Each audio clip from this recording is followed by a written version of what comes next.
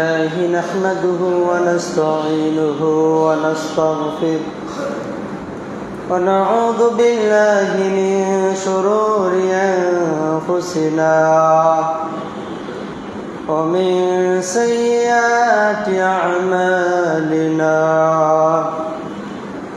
من يهده الله فلا مضل له ومن يضلل فلا هادي له وأشهد أن لا إله إلا الله وحده لا شريك له وأشهد أن محمدا عبده ورسوله أما بعد فإن خير الحديث كتاب الله وخير الهدي هدي محمد صلى الله عليه وسلم وشر الأمور محدثاتها وكل محدثة بدعة وكل بدعة ضلالة وكل ضلالة في النار. قال الله تعالى في كلامه المجيد: أعوذ بالله من الشيطان الرجيم.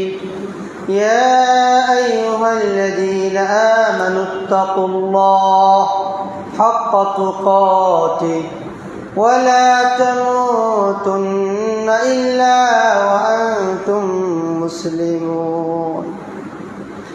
يا أيها الناس اتقوا ربكم الذي خلقكم من نفس واحدة وخلق منها زوجها وبث منهما رجالا كثيرا ونساء واتقوا الله الذي تساءلون به والأرحام إن الله كان عليكم رقيبا. وقال تعالى في سورة أخرى: أعوذ بالله من الشيطان الرجيم. لن ينال الله لحومها ولا دماؤها ولكن يناله التقوى منكم. كذلك سخرها لكم لتكبروا الله على ما هداكم وبشر المحسنين. সম্মানিত সমাবেত হাজিরিন, প্রশংসা শুকরিয়া একমাত্র রব্বুল আলামিন আল্লাহ তাআলার দরবারে আদায় করছি যে রব্বুল আলামিন আমাদেরকে আজকে জুমার খুতবা ও সালাতের জন্য মসজিদে আসার সুযোগ করে দিয়েছেন। শুকরিয়া আদায় করি, আলহামদুলিল্লাহ। সালাত ও সালাম বর্ষিত হোক বিশ্ব মানবতার মুক্তির দূত, সর্বকালের সর্বযুগের সর্বশ্রেষ্ঠ নবী ও রাসূল সাইয়্যিদুনা রাহমাতুল আলামিন নবী মুহাম্মদ মুস্তাফা সাল্লাল্লাহু আলাইহি ওয়াসাল্লাম। আল্লাহুম্মা সাল্লি ওয়া সাল্লিম ওয়া বারিক আলাইহি।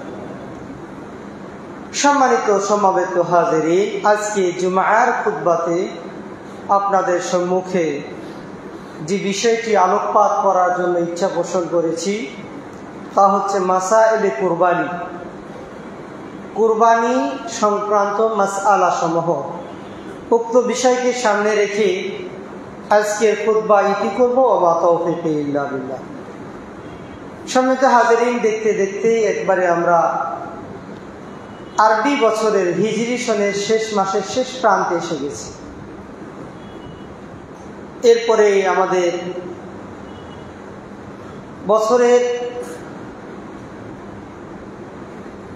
শেষ লগ্নে যে মহৎ ইবাদত,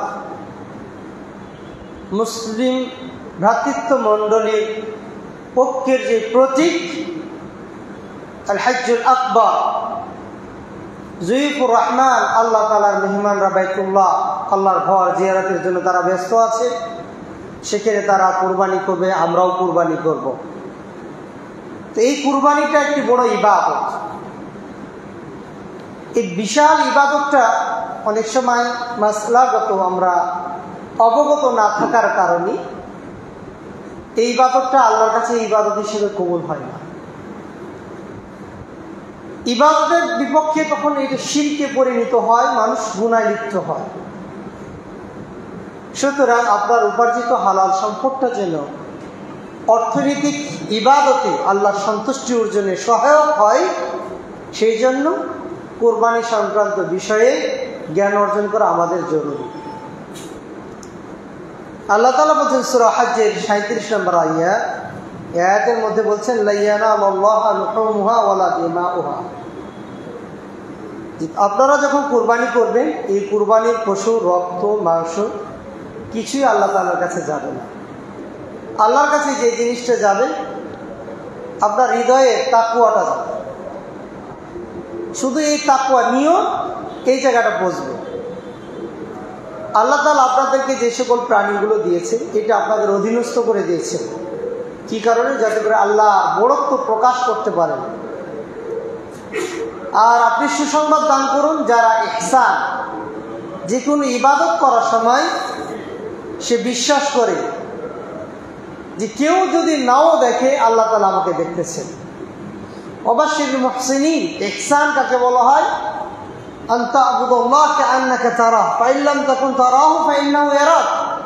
ইবাদত করার সময় তোমার দৃষ্টিভঙ্গি, তোমার নিয়ত, তোমার পরিকল্পনা এমন হবে যে আমি আল্লাহকে দেখছি। বরং প্রকৃতপক্ষে আমি কিন্তু আল্লাহকে দেখতে পারবো না, তিনি স্বয়ং আমাকে দেখছেন।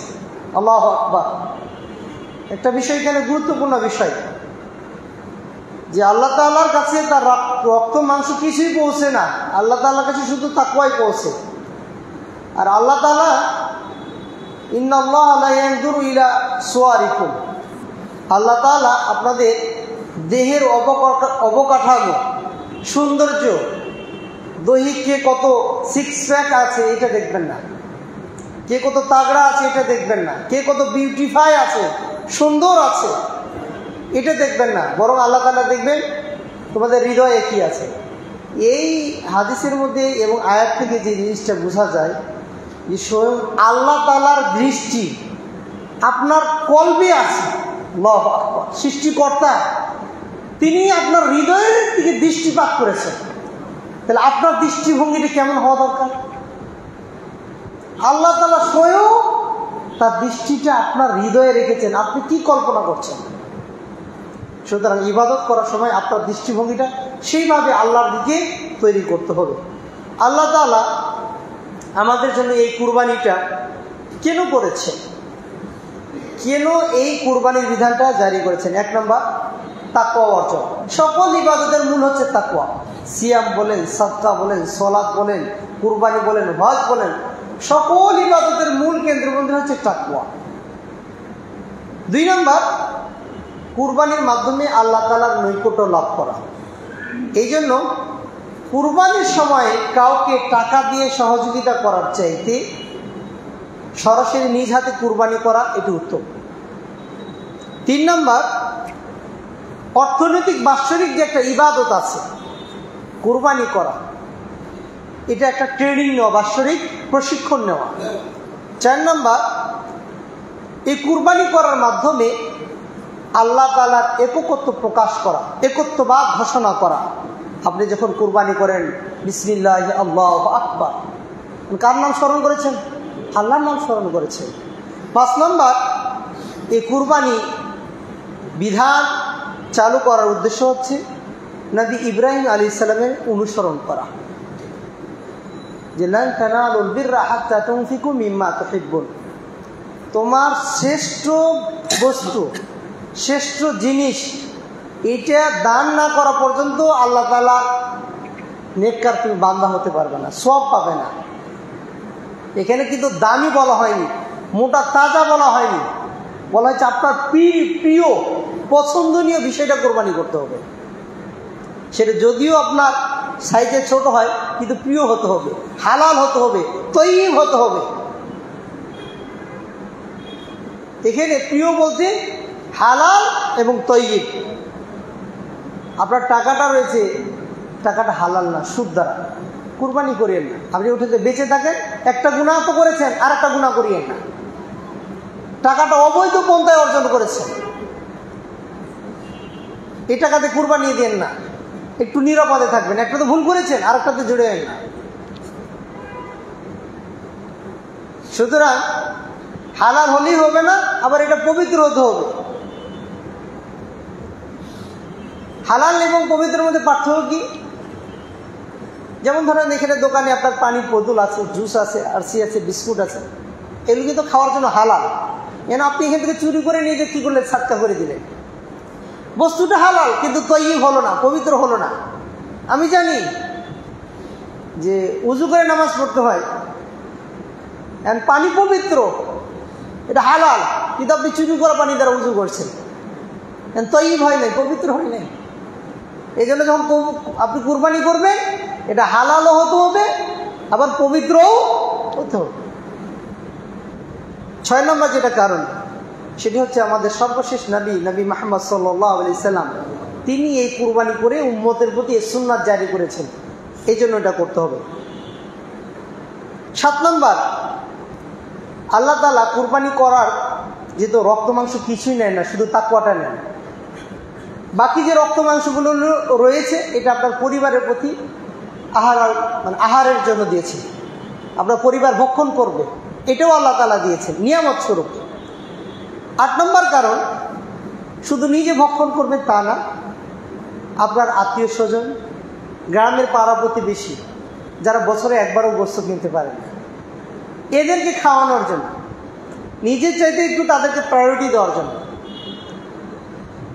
9 নম্বর, কুরবানি বিধান চালু করার পিছনে কারণ হচ্ছে আল্লাহ তাআলা যে আপনাকে সম্পদ দিয়েছে, এই সম্পদের প্রতি যে একটা হক রয়েছে গরিবদের, দুঃখীদের, আপনি কুরবানি করার মাধ্যমে আল্লাহ তাআলা শুকরিয়া আদায় করবেন যে টাকার মালিক তো আমি না, আল্লাহ তাআলা আমাকে দিয়েছেন। আজকে মনে যাবে আরেকজন মালিক হয়ে যাবে, অন্যজন মালিক হওয়ার আগে আল্লাহ তাআলা আমাকে যে টাকা দিয়েছে, আমি শুকরিয়া তানে কুরবানি করে দিলাম। 10 নম্বর কারণ, আপনি এই কুরবানি করলে আপনার পাপ মোচন হবে, নিয়ত যদি পরিশুদ্ধ থাকে। এই 10টি কারণে কুরবানির বিধানকে আল্লাহ তাআলা এই উম্মতের জন্য এবং আগেও যারা ছিল তাদের জন্য প্রণয়ন করেছিলেন। কুরবানির বিধান কি, অনেকগুলো আলোচনা আছে, দলিলগুলো উল্লেখ করতে পারবো না, শুধু মাসআলাগুলো উল্লেখ করব আর সংক্ষিপ্তভাবে বলে যাব। কুরবানির বিধানের ব্যাপারে ইমামদের মাঝে 2টি মতামত আছে। একটি মতামত হচ্ছে এটা ফরজে আইন, ওয়াজিব, সকলকে করতে হবে। এদের ব্যাপারে দলিল কি? তারা দলিল উল্লেখ করেছেন এই ব্যাপারে যে উম্মে সালামা থেকে বর্ণিত, রাসূল সাল্লাল্লাহু আলাইহি ওয়াসাল্লাম বলেছেন যে ইদা দাখালাতিল আশরু ওয়া আরাদা আহাদুকুম আন ইউযহা ফালা ইয়ামাসসু মিন শা'রিহি ওয়া বাশারি শাইআন। যখন শেষ দশক এসে যায় না, যখন প্রথম দশক জিলহজ মাসে এসে যায়, তখন কি করবে? আপনার কুরবানি করার কেউ যদি নিয়ত করে, তাহলে তার চুল এবং নখ কিছুই কাটবে না। এখানে আমরের শিকা ব্যবহার করা হয়েছে।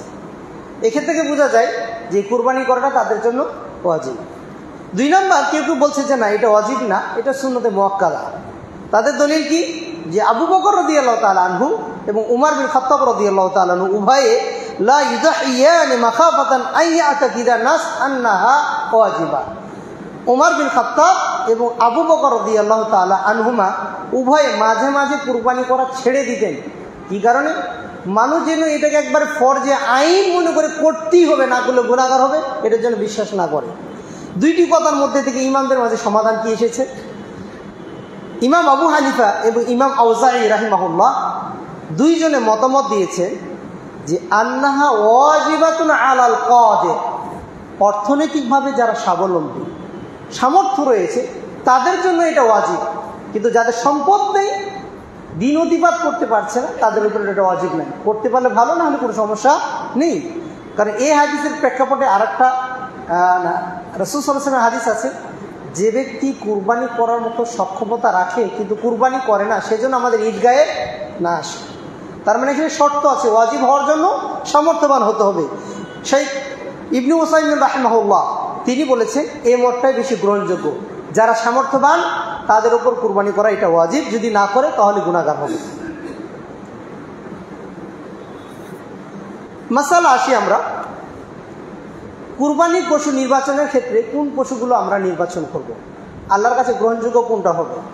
এই ক্ষেত্রে আমরা সবাই জানি হৃষ্টপুষ্ট, মোটা, তাজা, দামি এমনটা হতে হবে। কেন আমরা বাজারে গেলাম,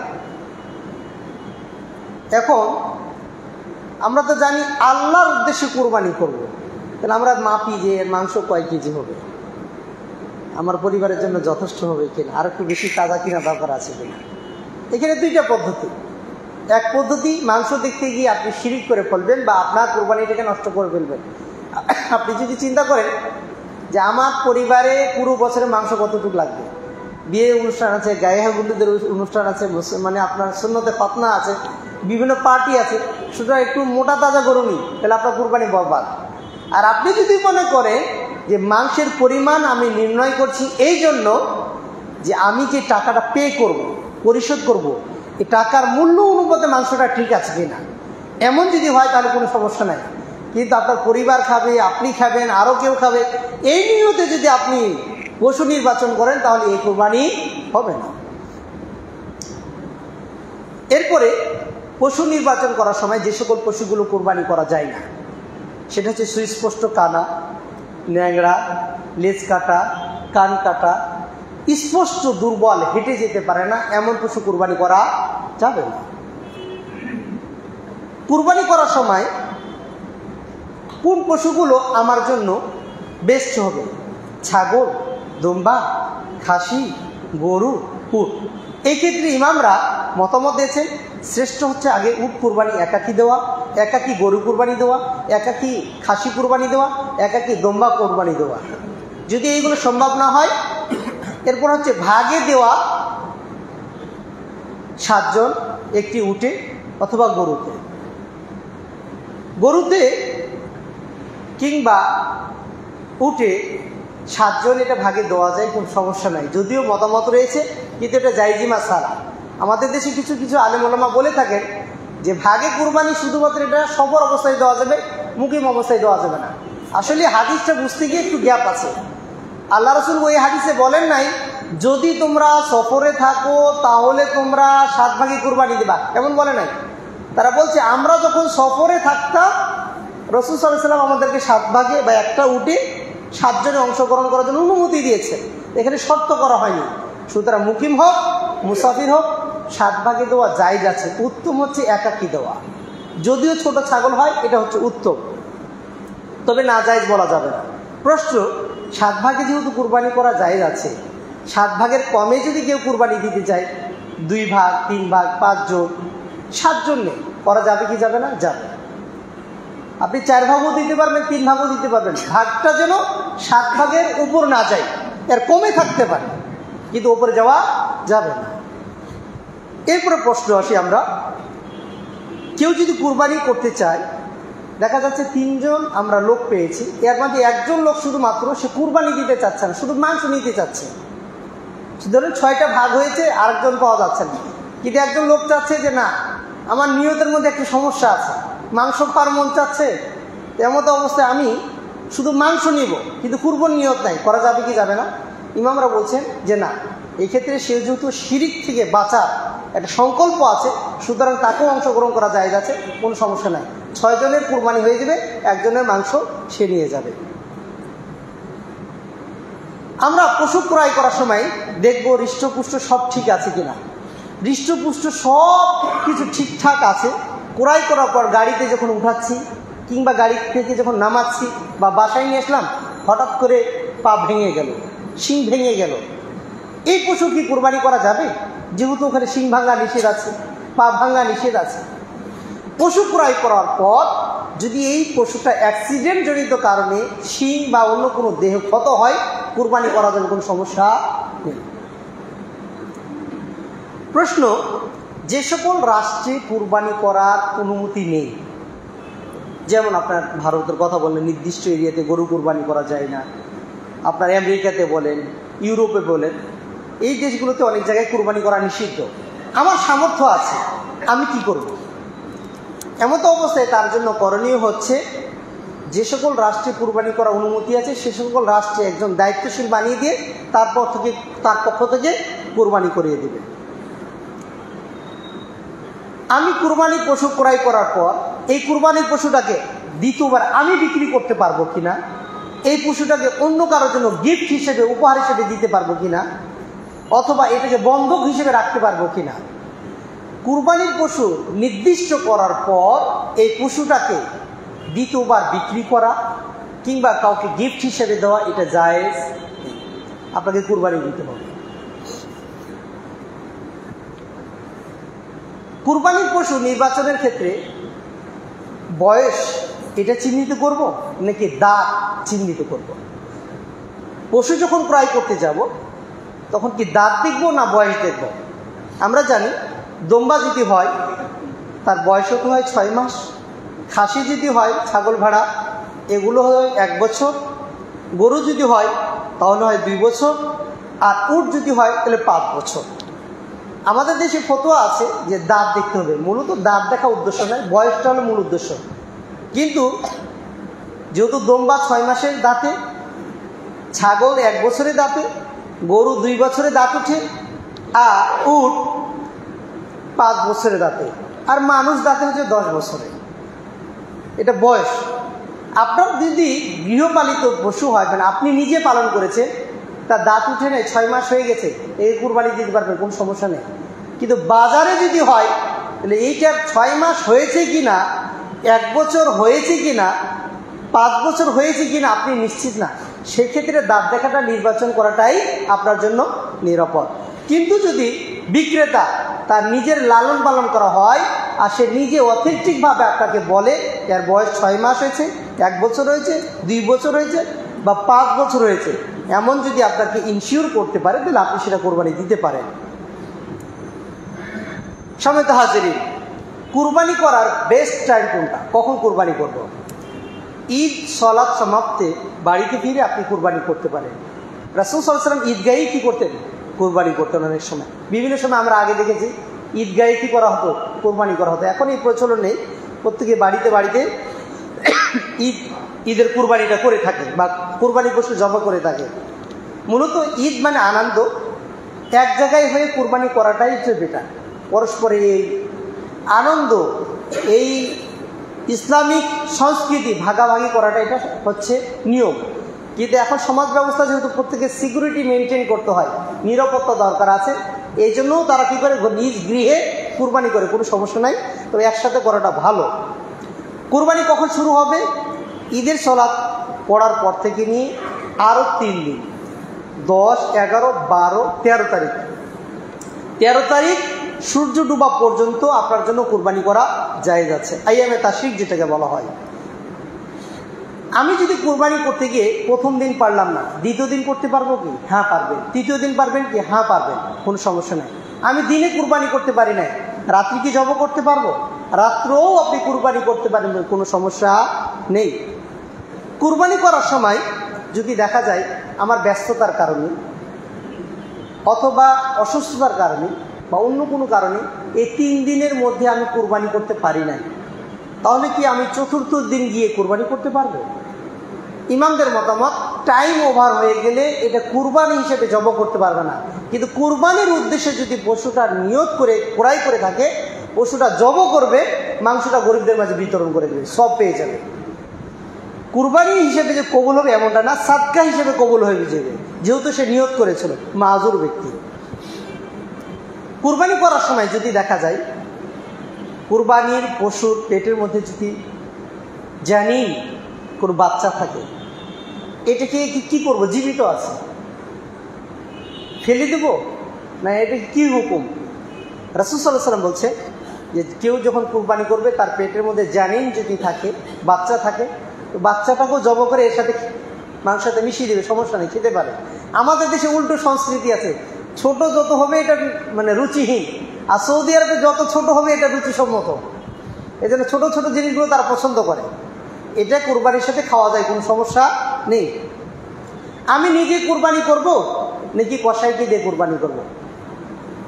কোনটা বেশি উত্তম? রাসূল সাল্লাল্লাহু আলাইহি ওয়াসাল্লাম সুন্নাহ হচ্ছে নিজ হাতে নিজের পশুকে কোরবানি করা। একটা বিষয় খেয়াল করবেন, আপনাদের পুরন ঢাকা সহকারে আরও আশেপাশে যারা আছে দেখবেন বিভিন্ন ধর্মের লোকেরা বসবাস করে। একদিনের কষা হিসেবে তারা কি করে? পশু জব করে। সাবধান, ওরা আগে জিজ্ঞাসা করে নেবেন তুমি কি মুসলমান কিনা। ওরে দিয়ে আবার জবাই করেন না। অমুসলিম যদি হয়, সে যদি জব করে, এই কোরবানি আবার কবুল হবে না। অনেক সময় কিন্তু একদিনের কষায় ভাড়া দিয়ে অনেকে আসে টাকার জন্য। সুতরাং নিজের কুরবানি নিজ হাতে জবে করা, এটা হচ্ছে উত্তম। কুরবানি করার সময় আমাদের কিছু শরীয়ত বহির্ভূত আমরা কাজ করে থাকি, যেটা মোটেও আমাদের জন্য সমীচীন নয়। সেগুলো কি? 1 নম্বর, মনে করি কুরবানি করার সময় উজু করতে হবে, উজু করে পাক পবিত্র হয়ে তারপর জব করতে হবে। এই ব্যাপারে কোনো দলিল নেই। 2 নম্বর, কুরবানি করার পরপরই কুরবানির পশু রক্ত, কুরবানির যে পশু রয়েছে, গরু হোক ছাগল হোক, তার মাথাতে লাগাতে হবে, তার লোমের লাগাতে হবে। এটা আমরা করে থাকি। 3 নম্বর আমরা করে থাকি বেদাত, যেটা কুরবানির পশু রক্ত বারাকাতার পায়ে লাগায়, হাতে লাগায়, অসুস্থ ব্যক্তির গায়ে লাগায়। এটা ঠিক না, বিদআত। এরপরে আরেকটি কাজ আমরা অন্যায় করে থাকি, কুরবানির পশু যখন জব করি, এই কুরবানির পশুটাকে দড়ি দিয়ে এবং বাঁশ দিয়ে এমনভাবে বাঁধি যে প্রাণীটা খুব কষ্ট পায়। এটা ঠিক না। এমনকি 2 দিক থেকে 2 জন তাগড়া জোয়ান বা 4 জন রশি ধরে টান দেয়, ওকে ফাঁসি দেয়। এমন হতে পারে আপনি জবাই করার আগে ওই দড়ির কারণে তার মারা গেছে, তার রুহটা বের হয়ে গেছে, কুরবানি হবে না। এই জন্য সাবধান থাকতে হবে। আর একটা কাজ করে থাকি কি, আমরা যখন কুরবানি করি, কুরবানি কর গলা কেটে দিয়েছি, এরপরে তার হুলকুমের ভিতরে ছুরি দ্বারা একটা আঘাত করি, এটা নিষেধ আছে, হারাম। আপনি তাকে কাটেন, কাটার পর যদি না কাটে, তার জান আছে, আরেকবার কাটেন, কিন্তু গুঁতো মারবেন না। গুঁতো মেরে প্রাণী হত্যা করা বা জবে করা এটা নিষেধ। আপনার কুরবানি হারাম হয়ে যেতে পারে। আরেকটা আমরা কাজ করি কি, আমরা কুরবানির পশুকে সামনে রেখে তরবারিগুলোকে ধার দিই। তরবারিগুলোকে কি করি? প্রস্তুত রাখি, ওর তরবারি নিয়ে ওর সামনে ঘোরাঘুরি করি। এটা ঠিক না, কষ্ট পায়, তারাও বুঝে, এমন করা যাবে না।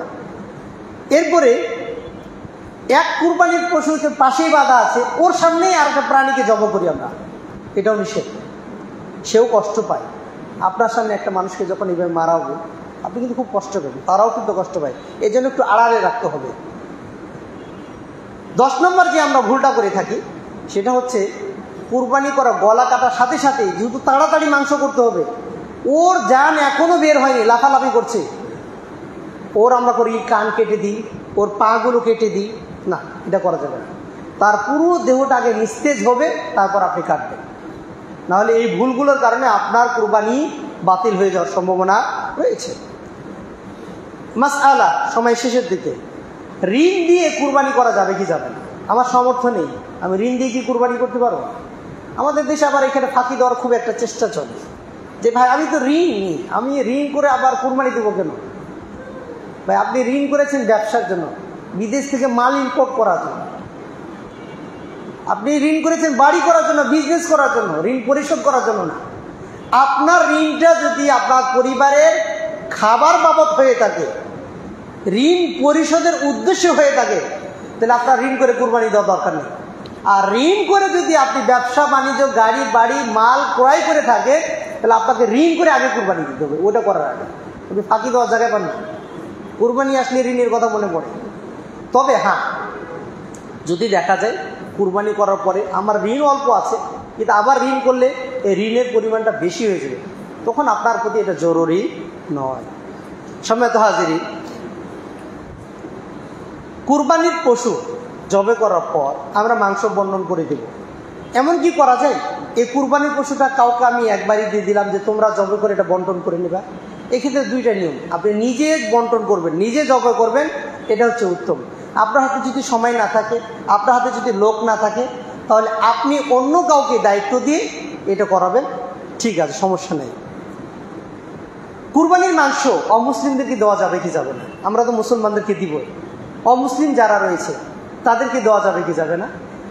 কেউ যদি আপনার গৃহে কাজ করে অমুসলিম, সে যদি খেতে চায় তাকে দিতে পারেন। বিশেষ করে কারো ব্যাপারে যদি আপনার এই ধরনের আশা থাকে যে সে ইসলাম ধর্ম গ্রহণ করবে, তাহলে আপনি তাকে আরো বেশি দিবেন। ইসলামের দিকে সম্পৃক্ত করার জন্য, এটা জায়েজ আছে, সমস্যা নেই। কিন্তু আপনার ফ্রেন্ড, আপনার বন্ধু, আপনার আমার সার্কেলে বসবাস করে, বন্ধুত্ব বজায় ঠিক রাখার জন্য, বিজনেস এটাকে আরো ইমপ্রুভ করার জন্য, ডেভেলপ করার জন্য দেবেন, এটার জন্য জায়েজ নেই। এরপরে আমরা আসি, আমরা কুরবানি করার সময় কি বলবো? ছোট্ট একটি দোয়া আছে যে বিসমিল্লাহি আল্লাহু আকবার, আল্লাহুম্মা হাযা মিনকা ওয়া লাকা, আল্লাহুম্মা তাকাব্বাল আন্নী ওয়া আন আহলি বাইতি। হে আল্লাহ, এটা আমি তোমার নামে শুরু করছি, তোমার পক্ষ থেকে এসেছে, এটা তোমার জন্য, তুমি আমার এবং আমার পরিবারের পক্ষ থেকে কবুল করো। এই দোয়াটা বলা যায়। যারা মৃত মারা গেছে তাদের পক্ষ থেকে কি কুরবানি করা যাবে? আমাদের এখানে ছোট্ট একটা মাসালা ভুল হয় অনেক সময়, আমরা বলি এটা আমার বাবার জন্য কুরবানি। এই কথাটা বলা যাবে না। আমার বাবার পক্ষ থেকে, আমার দাদার পক্ষ থেকে, আমার মৃত ব্যক্তির পক্ষ থেকে এই কথা বলতে হবে। আপনি যদি বলেন যে এটা আমার বাবার জন্য, দাদার জন্য, কিন্তু তখন কুরবানি বাতিল হয়ে যাবে। কারণ বাবার জন্য হতে পারে না, কুরবানি কার জন্য? আল্লাহর জন্য। কুরবানিকৃত প্রচুর মাংস আমরা কতটুকু খাবো আর কতটুকু বন্টন করব? এক্ষেত্রে আয়াতে যে বর্ণনাটা এসেছে, নিজে খাও এবং আত্মীয় স্বজনকে দাও, গরিব দুঃখীকে দাও। কতটুকু খাবো, কতটুকু আত্মীয় স্বজনকে দিব এবং কতটুকু গরিব দুঃখীকে দেব। রাসূল সাল্লাল্লাহু আলাইহি ওয়াসাল্লামের হাদিস যদি আমরা দেখি, সেখান থেকে প্রমাণিত হয় খাওয়ার চাইতে অন্যকে অগ্রাধিকার দেওয়া এটাই হচ্ছে সুন্নাহ। আয়েশা রাদিয়াল্লাহু তাআলা আনহা বলতেছেন, রাসূল সাল্লাল্লাহু আলাইহি ওয়াসাল্লাম কলিজা খেতে পছন্দ করতেন। তিনি কুরবানি করার পর কলিজাটা ভাজি করে বের করে দিতেন, আমি ভুনা করে দিতাম, রাসূল সাল্লাল্লাহু আলাইহি ওয়াসাল্লাম খেতেন। তো একদিন রাসূল সাল্লাল্লাহু আলাইহি ওয়াসাল্লাম আমাকে বলতেছেন, আয়েশা তুমি মাংস বন্টন করতে থাকো।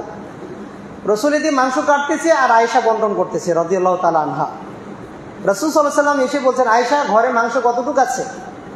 আয়েশা রাদিয়াল্লাহু তাআলা আনহা তিনি বলছেন, ইয়া রাসূলুল্লাহ, ঘরের ভিতরে কোনো মাংসই নেই, শুধু কলিজাটা আছে। সব মাংস তো আপনি বিতরণ করতে বলছেন, আমি বিতরণ করে দিয়েছি, শুধু কলিজা আছে। আল্লাহ রাসূল সাল্লাল্লাহু আলাইহি ওয়াসাল্লাম বলেন, ও আয়েশা, সব মাংসগুলো আছে, শুধু কলিজাটা নাই। আয়েশা আশ্চর্য হয়ে গেল, আমার বাড়িতে কলিজা আছে, রাসূল বলছে কলিজা না নেই, বাকি মাংসগুলো আছে। তার মানে তিনি বুঝাতে চাইলেন আমি যেটা খাবো এটা আমার জন্য শেষ, আর যেটা আমি দিয়েছি এটা আমার পরকালে সঞ্চয় হয়ে গেছে। সুবহানাল্লাহ। এই জন্য নিজে খাওয়ার চাইতে অন্যকে খাওয়ানো, প্রায়োরিটি দেওয়া, এটা হচ্ছে সুন্নাহ। আব্দুল্লাহ ইবনে আব্বাস রাদিয়াল্লাহু তাআলা আনহু তিনি 3 ভাগে ভাগ করতেন। এক ভাগ নিজে খাইতেন, এক ভাগ তিনি গরিব দুঃখীদের মাঝে দান করতেন, আর এক ভাগ আত্মীয় স্বজন যারা রয়েছে তাদেরকে দিতেন। সমান সমান ভাগ করা এটা কি জরুরি? না, জরুরি না। আপনার স্থান, আপনার যে এলাকা রয়েছে, মহল্লা রয়েছে, এই এলাকাতে গরিব দুঃখী এটা আপনাকে দেখতে হবে কতজন আছে। ধরেন কথার কথা, এই এলাকাতে আপনার ব্যবসায়ী আছে 100 জন আর গরিব দুঃখী আছে 5 জন। 100 জন যদি বড় বড় 3টা গরু কুরবানি দিয়ে, মানে 100টা গরু কুরবানি দিল, আর 3 ভাগের 1 ভাগ করে 5 জনকে যদি মাংস দেয়, এরা ঘরের মধ্যে মাংস রাখতে পারবে না, রাখতে পারবে না, বরং এদেরই মাংস বেশি হয়ে যাবে। এই জন্য আপনার স্থানে বা যে অঞ্চলে বসবাস করছেন সেই অঞ্চলের লোকজন কেমন আছে তার উপর বিবেচনা করে আপনি মাংস বন্টন করবেন। আপনার এখানে যদি গরিব দুঃখী থাকে বন্টন করে দিবেন, গরিব দুঃখী যদি না থাকে তাহলে আত্মীয় স্বজনকে দিবেন, আত্মীয় স্বজন যদি না থাকে তাহলে আপনিও খাবেন। মাংস কি জমা রাখা, ফ্রিজিং করা জায়েজ আছে? হ্যাঁ, জায়েজ আছে। রাসূল সাল্লাল্লাহু আলাইহি ওয়াসাল্লাম প্রথম কয়েক বছর হিজরত করার পর কয়েক বছর মাংস জমা রাখা এটা নিষেধ করেছেন। ইদ্দেখার নাহা রাসূল সাল্লাল্লাহু আলাইহি ওয়াসাল্লাম ইদ্দেখার লাহাব, কুরবানির গোশত জমা রাখা এটা নিষেধ করেছিলেন। যখন দুর্ভিক্ষ কষ্ট দুর্বিধ হয়ে গেল, রাসূল সাল্লাল্লাহু আলাইহি ওয়াসাল্লাম নিজে আয়েশা রাদিয়াল্লাহু তাআলা আনহাকে বলছিলেন, হজ করতে গিয়ে বিদায় হজে তুমি মাংসগুলোকে হলুদ মাখিয়ে শুকিয়ে নাও, মদিনায় নিয়ে যেয়ে খাবে। তাহলে মাংসও জমা রাখা জায়েজ আছে, তবে গরিব দুঃখীর হক নষ্ট করে নয়।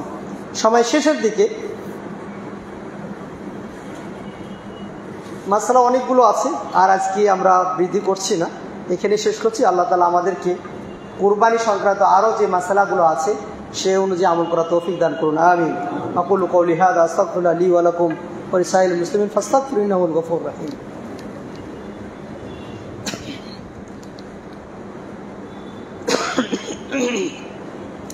আলহামদুলিল্লাহ ওয়াসসালাতু ওয়াসসালামু আলা রাসূলিল্লাহ, আম্মা বাদ। সম্মানিত হাজিরিন, আমরা আলোচনা করছিলাম মাসাইলে কুরবানি, কুরবানির মাসআলা। আরও প্রায় 30টার মতো আরও মাসআলা বাকি আছে, সময় শেষ, এই জন্য আজকে সমাপ্ত এখানেই করছি। সম্মানিত হাজিরিন, সামনে কুরবানি আসতেছে, আপনার কুরবানিটা যেন আল্লাহ তাআলার সন্তুষ্টির উদ্দেশ্যে ইবাদত হিসেবে কবুল হয়, আল্লাহ তাআলা তৌফিক দান করুন, আমিন। আপনারা অবগত আছেন আমাদের এই মসজিদ এবং মাদ্রাসার দীর্ঘদিনের খাদেম জনাব আলী হোসেন ভাই, তিনি অসুস্থ, মেডিকেলে ভর্তি আছেন। আমরা তার জন্য দোয়া করি, আল্লাহ তাআলা তাকে পরিপূর্ণ সুস্থতা দান করুন, আমিন।